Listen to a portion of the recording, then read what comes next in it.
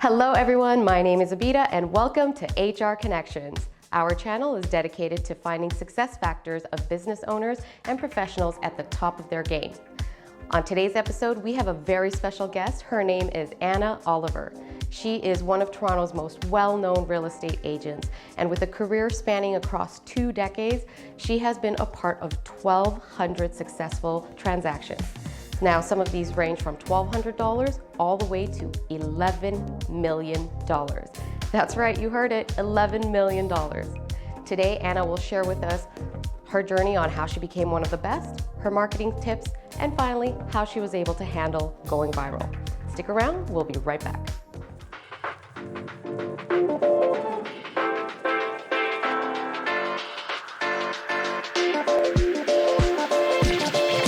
Thank you so much for having this conversation with us. I know there's so much to unpack with your journey as a realtor, so why don't we just get right into it?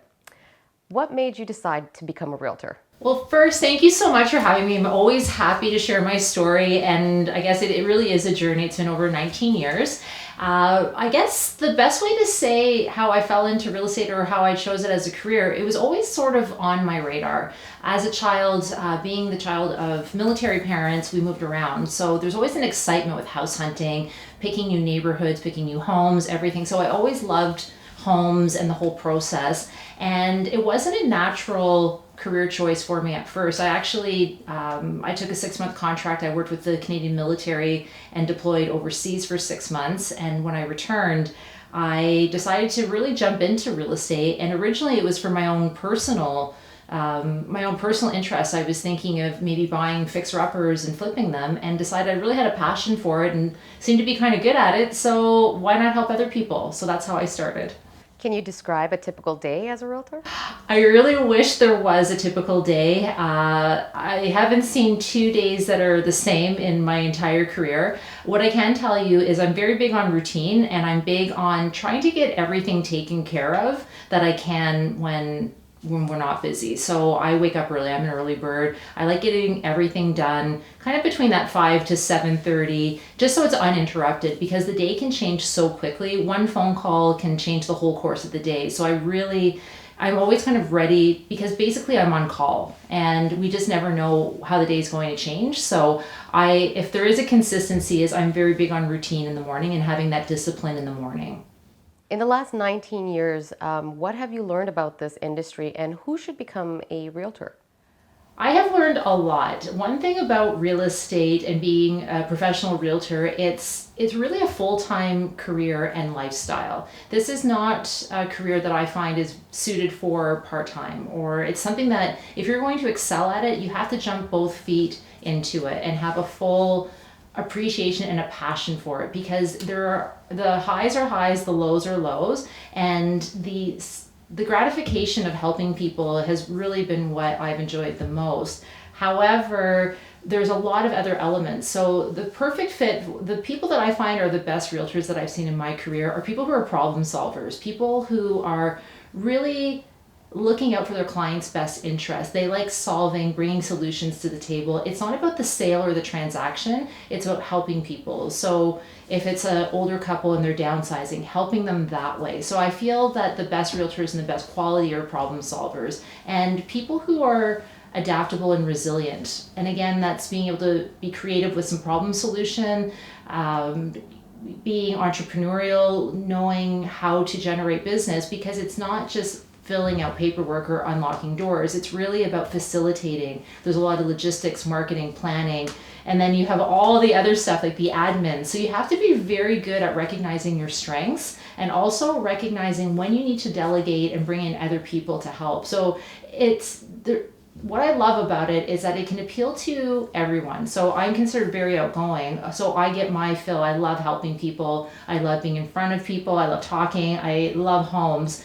However, I recognize my weakness and I delegate the admin to people who might be a little bit more into the clause writing, the more technical side. And just because you're not outgoing doesn't mean it's not a great career for you. It's just there are different aspects of it. And what I found, what appealed to me the most was the people and the problem solving, because it's the challenge of always helping and seeing the results, and the relationship building as well. So it's a big social component, because some of my best clients have become dear friends as well. So there's a lot of, I could talk about how great being a realtor is for hours. So that's just sort of a summary of what I think is the best.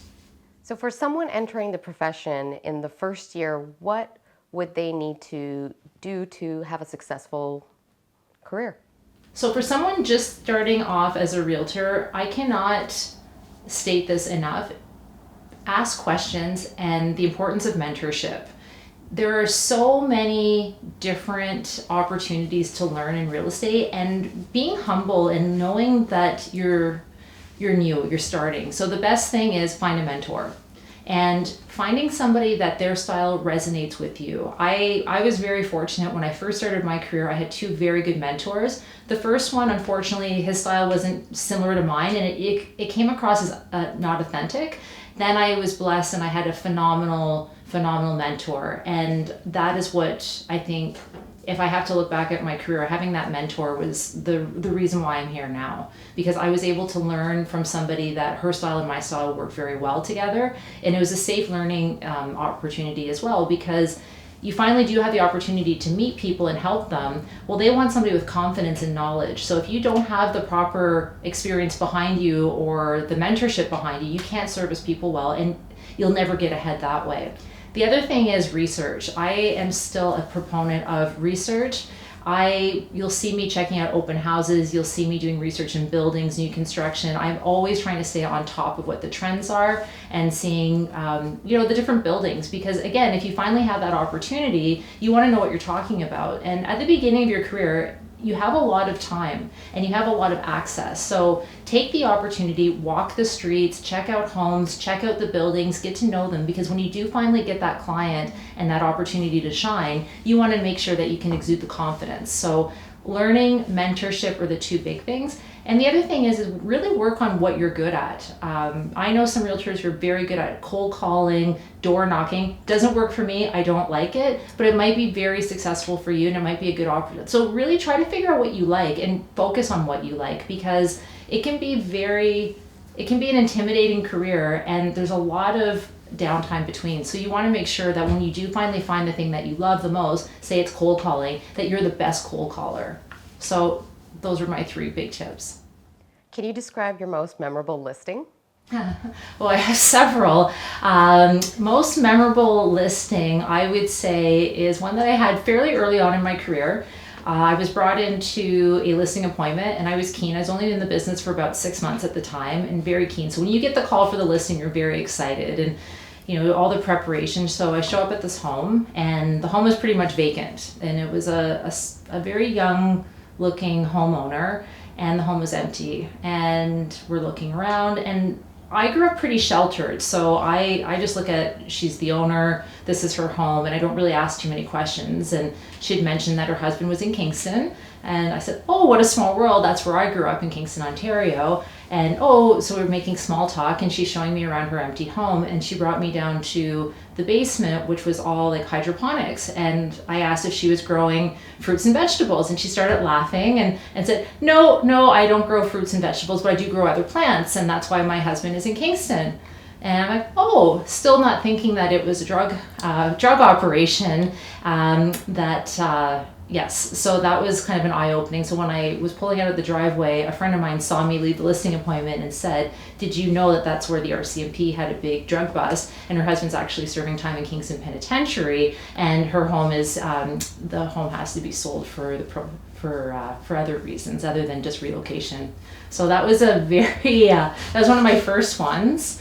And I've had many other ones, and again, it was because of my enthusiasm and my keenness. You show up, you think it's legitimate, you think people are honest, you think that the homeowner is actually the actual owner who has the ability to sell the home. So I had another home around the same time, and it was a gentleman, his name was Sandy, and he told me his mom passed away and he was heartbroken. He wanted to sell the home as soon as possible.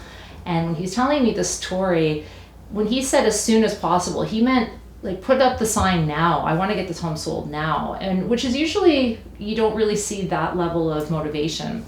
And so it turned out that his mother's name was Sandy, and she was still alive and well, and pulled up in the driveway and saw him signing papers to sell her home.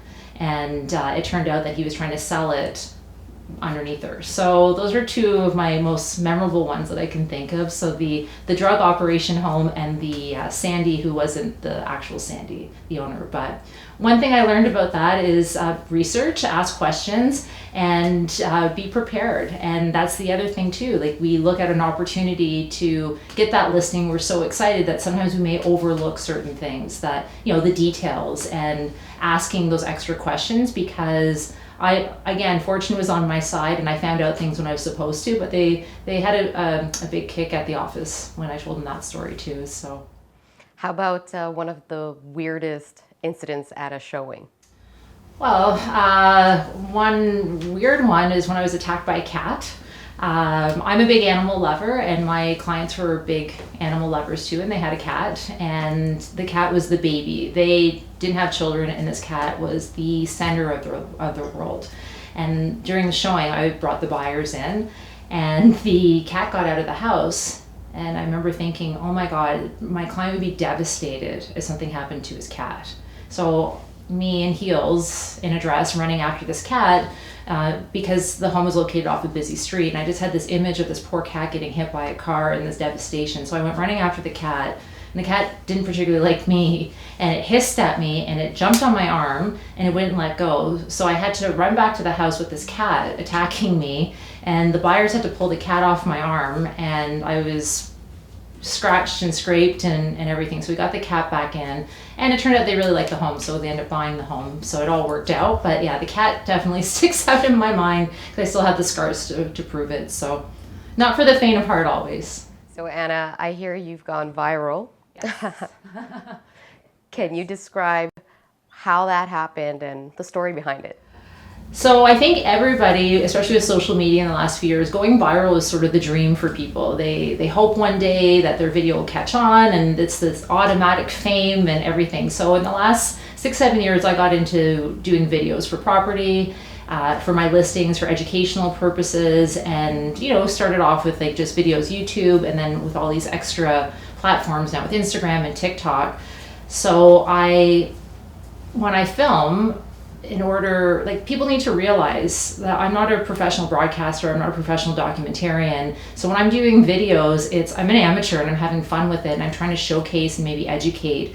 And what I do for time purposes is, when I hire my crew, I book them for one day. So we batch videos, and we'll do some long form. They get edited for YouTube. Some of them will go on my website, TikTok, Instagram. So this day in particular, in my infamous moment, we did, I think it was about 8 to 10 videos, and I was doing series on top 3 picks on different neighborhoods. So top 3 picks if you're single, top 3 neighborhoods to look at if you're starting a family, top 3 choices of neighborhoods for investment, etc. So what I find very flattering is when my video went viral, is that everybody thought that it was an intentional video, and people need to realize that sometimes it takes 5-6 takes to do a video. We get tongue-tied, it doesn't come out properly, there's a noise, and we have to redo it. So in this day in particular, I did a whole series of them, and I was featuring different listings that I had on the market, and they happened to be in Yorkville.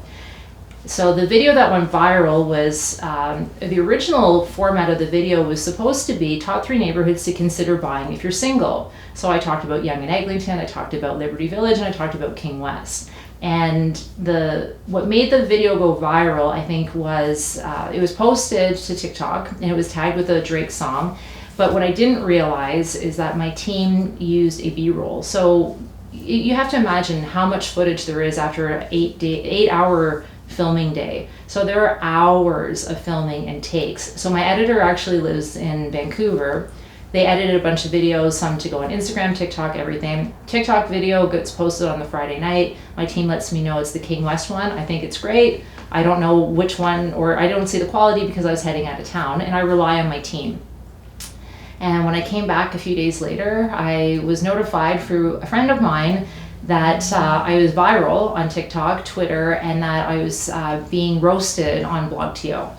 And what I find kind of mind-blowing is that I had over 500,000 views, and the video itself was, it was a B-roll, it was an unedited version, and I should have quality controlled the videos before. I didn't. I relied on my team, and it was a B-roll. So I was very repetitive about a certain bar. People also don't realize that on TikTok, this video was auto-captioned, and I speak quickly. So I'm aware of how Lavelle is spelled. I'm aware that there are other places in King West to consider.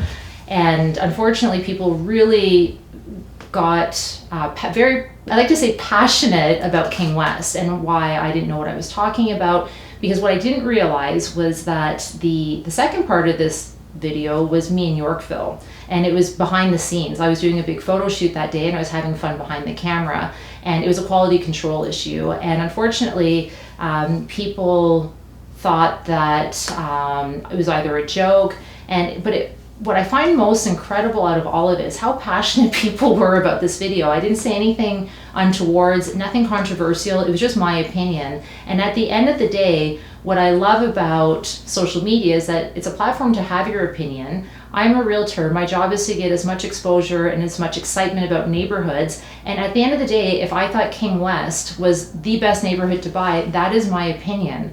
I love how other people use it as an opportunity for bullying. I was described as ditzy. I was described as airhead. I was given death threats, people threatening to show up at my open houses to hurt me. And the reality is, it was a video, and, we're having some fun, and it wasn't intentional. But the learning experience, what I like to see is from any opportunity, because I'm not going to lie, it was stressful. I worked very hard for my career, worked very hard for my reputation, and it's the importance of finding the right team around you. So I relied on this team. These are professionals, people that knew me and trust me, and at no point did they apologize publicly or to me. They thought I should be very grateful that I received this kind of attention. But the reality is, it was my name that was advertised. It was me being described as ditzy, not them. And it hurt on a different level, because I'm fortunate that I have a strong personality and I do have a very good reputation of being a hard worker. And the fact that it was just so nonchalant, and it was just kind of hey, you went viral, that's great. But the learning opportunity too is I have the right people around me now, and I'm very fortunate. And the big thing is I've taken my social media and my marketing into a different direction, and I find it's more reflective of me.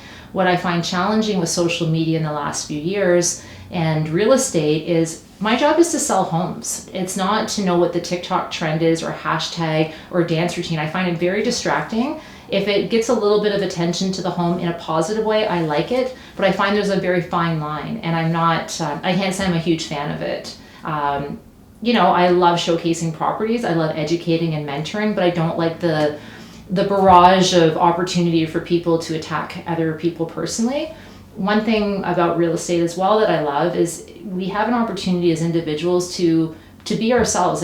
Some of my favorite realtors, they own it. They have a certain style, they love it, they own it. They're not trying to be anyone else. And that's what you want in a realtor, somebody who's authentic, somebody who's honest. And when I see people getting criticized or bullied, especially publicly, these are people just trying to do their job.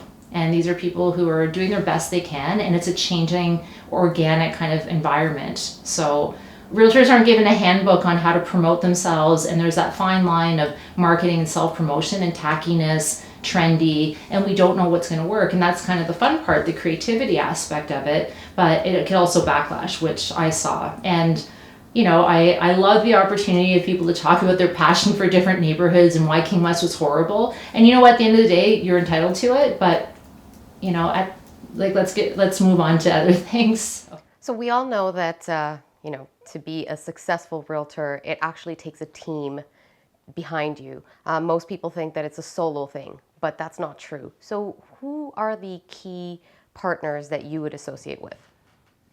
Well, I've had the benefit of working on big teams, and I've had the benefit of working solo. What I can tell you is the importance of the people behind you. So the invaluable, having good, reputable tradespeople. So again, getting back to my statement about being a problem solver. So when people are looking at selling their home, they often need contractors, painters, electricians, movers. So having those trusted resources that you can offer that help your client at the most stressful time in a time efficient way. So that is something that, having a good crew behind you, stagers, photographers, decorators, so all of the people behind what makes the home shine and really showcase the home. I can't express that. And that's a lot of trial and error, because at the same time, the good ones are often busy, and sometimes you have to go with other people. But I'm very fortunate. For the last 13 years in Toronto, I've had very, very good people, and that came from me actually working with them.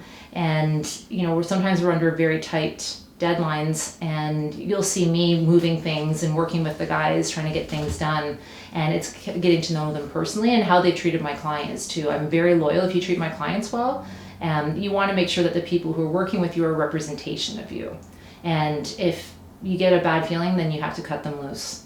And working on a team, I've been fortunate. I'm pretty high volume and I can do it all. Having the right person around, an admin, is extremely valuable. I do not like paperwork. I can do it. I don't enjoy it. My office screams at me all the time because my paperwork's a mess. But having the right person who has those skills, that again, an extension of you, and you want somebody on your team that complements you. You don't want two competing personalities, because at the end of the day, you want to make sure that you're a well-balanced, you're a well-balanced wheel, and you have to have all the cogs working in unison. And if you have two very strong salespeople but not one good admin or support staff behind, then you're dead in the water. So you've touched on this a little, but how do you actually select your partners or your employees? Well, I've been lucky in some ways where the right person has found me at the right time. And the other way is word of mouth. I brought some people to work with me because I've worked with them in other scenarios, and sometimes it's luck, sometimes it's timing. Right now I have a small team, and that's just because of the type of service that I'm offering. So I have an assistant and I have a junior agent that works with me, and that's about it. I don't, I find people through word of mouth and referrals, and I ask around, or sometimes I've brought people on because I see some potential. For me, it's attitude. So if you have a good attitude and I think there's something we can work with, then I brought them on, and I've been disappointed, to be perfectly honest. I find that people like the glitz and the glamour of real estate. They think it's an overnight success. They think that it's flexible work hours, and they think it's great money, easy money, nice cars, everything. It's not. It's a lot of hard work. It's a lot of being on call. It's a lot of choices. I've missed a lot of my friends' birthdays, weddings, and even last night I was supposed to have an appointment this morning at 11, and at 11:30 last night they canceled. So that changes my whole day. And you have to be very flexible. So I look for those kind of characteristics in people too. And unfortunately, I've been let down. But again, I'm always, I've been very fortunate where I can work with a small team and still have the level of success that I have now. Can you offer any marketing tips for anyone in the service-based industry? The best tip I can give is get out there. The thing that I've always found kind of ironic is when I see realtors going to realtor events. All those other realtors, other industry events, unless they're offering knowledge or service or a market that you're not part of, you're all competing against one another. So I always recommend going to places where you're the only person, you're the standout. So when I first started my career, I actually sought out completely different opportunities. So I signed up for a hip hop dance class, and I ended up getting 2 clients from it. I went to a cooking class, and there's also a fine line too when you're trying these events or trying these different activities. Be authentic, because you don't want people to cringe when they see you walking into the room, oh, there they are trying to promote their business and handing out business cards. It was just an opportunity to meet new people, and people I wouldn't have met otherwise. And the other place I had very good success with was at the dog park. So the common denominator with all these different activities was you meeting new people and you talking to new people and getting to know them. And it was an opportunity for conversation. So always looking for the opportunity to meet new people, because you'll never, ever do well. The phone doesn't ring. People aren't going to call you and, hey, can you come sell my home? You have to be out there, and you always have to be in motion. And it's important to, when I first started, I gave myself a game, and I would basically challenge myself to meet at least 10 new people every 2 days. And, sometimes it works, sometimes it doesn't, sometimes it turns into something, and sometimes it turns in longer. So always looking for opportunities to meet new people and following up and being authentic. And those were the things that helped me the most. And I still do it now. Now that things are open again and we have opportunity to socialize and network, try to go to places that you're meeting new people. So that's a marketing. I don't agree and I don't see a lot of value in big advertising. It's a lot of money. You don't see the return of it. It's the face-to-face. It's the authenticity and the character and your charm. That's what people are going to want to work with you. The big ads, billboards, I've very seldom seen a return of investment. Save your money. Put your time and effort into things that will make you better in terms of knowledge. And again, getting to know the concierge at buildings, walking the buildings, going through neighborhoods, getting to know kind of the local spots. Like, to me, that's invaluable. And at the beginning, in any career, you have the time, and take advantage of that. And you can't be shy. People are not going to hand you things. You have to be out there and looking for opportunities. So Anna, in your opinion, how does a homeowner choose a realtor? Well, there's many different ways. In my opinion, the best way is word of mouth, referrals, calling people that you know that have had success with realtors. It's always good to talk to maybe 2 or 3. Some people choose the local neighborhood expert. There's certain agents and realtors that just focus on a certain area. That's all they do. That's all they know. But I always recommend getting a few different perspectives. The realtors that I find that work in one neighborhood, yes, they have a lot of knowledge, but it could be a little rinse, wash, repeat with them. So you want a creative approach and getting to know a few different ones, their style. The most important thing is, if you don't like that realtor at the beginning when you're interviewing them, you're not going to like them more when it's stressful, it's time consuming, and you really have to trust them. The realtors, the difference between a good realtor and a great realtor is you can trust them. If a great realtor will tell you what you need to hear, not what you want to hear, and they have their best interests. So you look for a realtor that has more of an advisory approach, more of a problem solving, not somebody who's looking for the quick sale, who doesn't have your best interest. They're looking after their best interests. The word of mouth is very, very important. Or, and the other thing I do caution people is, don't feel obligated to use a family or a friend as your realtor. I have seen horrible experiences with family members who maybe do it part-time, and that's not just disparage any part-time realtor. Some of them are great. However, in a very competitive market, you want somebody who's doing it full-time, who knows what is happening, the nuances, the relationships. You're looking for a realtor who has the connections, the expertise, because you're paying for their service, their knowledge. And sometimes the part-time friends, the newer agents just don't have that experience, and they may help you get the house, but it may not be the right home. And it could cause a lot of tension too. So if you can, and who knows, maybe your friend or family member is the best realtor, the best choice, that's fantastic, but really go with your gut and go with the trust. Who's the best fit? Because it can be very, very stressful. So now, how does a realtor choose a brokerage? How does a realtor choose a brokerage? Well, what's interesting, this is a common misbelief. People think that the brokerages pay the realtors. It's actually the other way around. Realtors are independent contractors, and they're paying companies to represent their brand. So with I always describe brokerages, they all pretty much do the same thing. They're like cars. It's a matter of what level of car do you want. So all of them are good. It depends what you're looking for. Some brokerages are geared towards training. So if you're a newer agent, they offer great training, but because they're offering more training, they'll take more of a commission, or more of, like they call it, off your split. So typical brokerages for a new agent, you might be a 50-50. So any paycheck you receive, your brokerage would get 50%.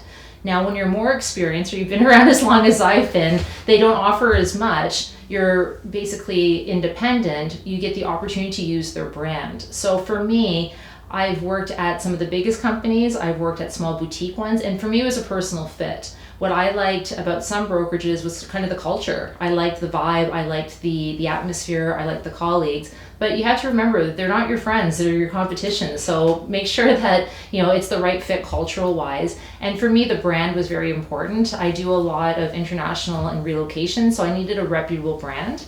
And that was something that I looked towards. And at the end of the day, too, it was the level of marketing, the level of experience. And the important thing is with brokerages, again, they all offer kind of the same package. It's a matter of flexibility. Some brokerages are a little bit more strict on colors, logos, and some other brokerages they'll let you do whatever. So it's a personal fit and what's more important to you.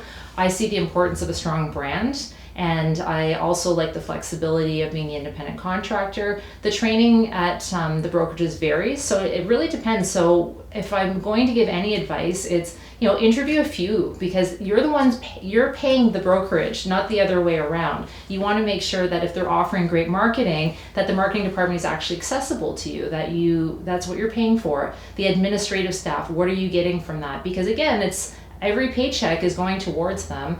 And the other thing to consider too is what your monthly fees are. Some brokerages may pay you more per paycheck, so for example, you might be on a 95-5 split, but you're paying $1,200 a month. So you have to really consider that. If you're having a slow month, can you afford to work there if they automatically want basically a paycheck from you for $1,200? So lots of things to consider, and there's so many good brokerages. So it's a matter of personal fit. It's just like I said, it's like cars.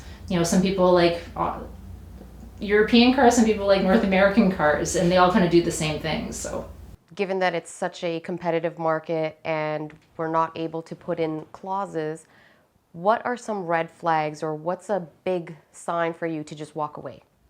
Well, that's actually that's an excellent question. So yes, the market has been definitely in the favor of the sellers in the last few months. So the best advice, so here's the challenge with the way the seller's market has been. There are no rules. It's basically a free-for-all. You'll see some homes that are listed well below the list price and they're hoping to get high prices. You see other homes that are listed a little bit higher, they're hoping to get lower. Some accept offers immediately, some have an offer night.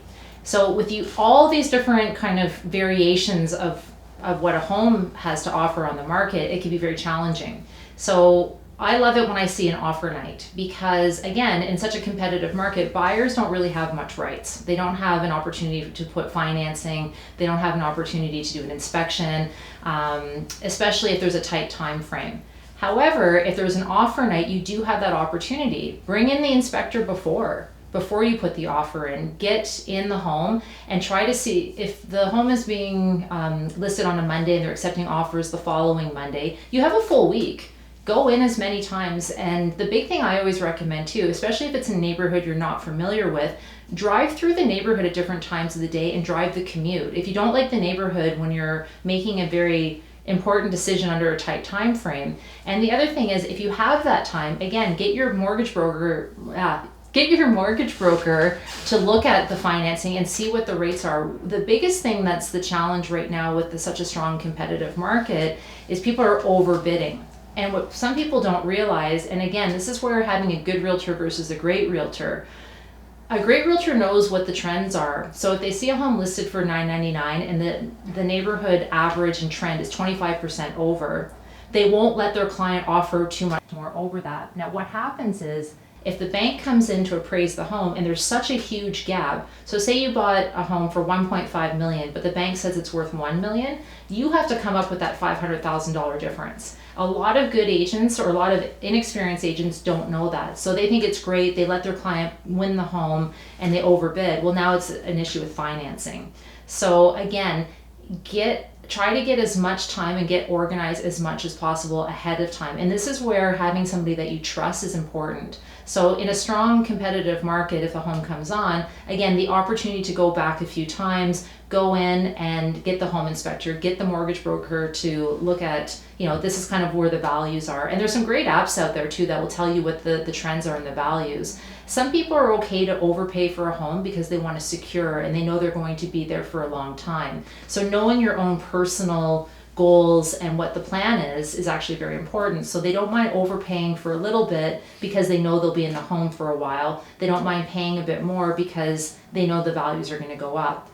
If it seems a little bit risky, or you have a bad feeling, or you're being pressured, or there's certain things, like everybody has a comfort level. So with construction or renovations, it is expensive. It is a nightmare to go through if you don't know what you're doing and you don't have the right people. So if it looks like, a coat of paint is one thing, but you're talking about furnaces, asbestos, electrical, wiring. These are all very expensive, time consuming. And if you've overpaid for a home or you're overextended, it's just going to add on to it. And right now there's a shortage of good tradespeople. So you might have a challenge, one, affording these renovations, going through the stress. Now you own a home, you can't really live in it, and it's a wreck. So really going with your comfort level and your gut, and know exactly kind of what you're comfortable with. If you don't have the background in construction or renovations, or you don't have people who can help you with that, then be very wary of that. And the realtor, again, is somebody that you trust. They won't let you make a decision that they don't think is a good one for you, because at the end of the day, a great realtor wants to build the relationship, wants you to think of them, recommend them. And again, that's why it's so important to interview a few of them at the beginning, because again, it's that trust. You want to know that they have your best interest at heart. So, but again, if you have a bad feeling, run, don't do it. It's very expensive and it can be very stressful. Anna, thank you so much again for having this conversation with us. You can find her details in the description below. Thank you so much for having me. I hope I didn't scare anybody off. Like I said, real estate and being a realtor is a phenomenal career. There's so much to offer, and thank you so much for having me. Thank you so much for watching. If you liked what you saw, make sure to hit that like button. Also, we work really hard to make these videos, so your engagement is all the encouragement that we need. If you wish to see more videos like this, please subscribe. And if you have something to say, leave a comment below. From our producer, Tarek, my name is Abida, and I'm signing off. Till next time, bye.